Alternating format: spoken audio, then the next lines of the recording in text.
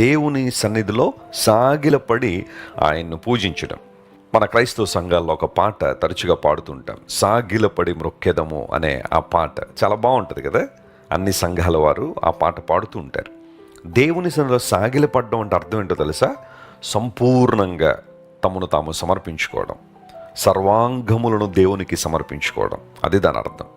Bible ఎంతోమంది ప్రభు ఎదుట సాగిలిపడినట్టుగా మనం చూస్తాం. ఫర్ ఎగ్జాంపుల్, అబ్రహాం జీవితాన్ని పరిశీలన చేస్తే ఎన్నో సందర్భాల్లో అబ్రహాము దేవుని ఎదుట సాగిలపడ్డాడు. కాలు కింద పెట్టకుండా పరిచర్య చేసేవాళ్ళు అంతమంది ఉన్నారంటే ఇంకా వాళ్ళ యొక్క భోగము, వారి యొక్క ఉద్దేశాలు చాలా విచిత్రంగా ఉంటాయి. కానీ అబ్రహాములో ఉన్న తగ్గింపు దేన మనసు ఏంటంటే, దేవునికి సంబంధించిన విషయాల్లో దేవుడు అనే పదం వినగానే, సర్వశక్తుడు అనే మాట వినపడగానే సాగిలపడడం నేర్చుకున్నాడు. మన జీవితాల్లో అలాంటి అనుభవంలోనికి రావాలని దేవుడు కోరుతున్నాడు. దేవుడు ఆత్మ కనుక ఆయన ఆరాధించువారు ఆత్మతోనూ సత్యముతోనూ ఆరాధించాలని.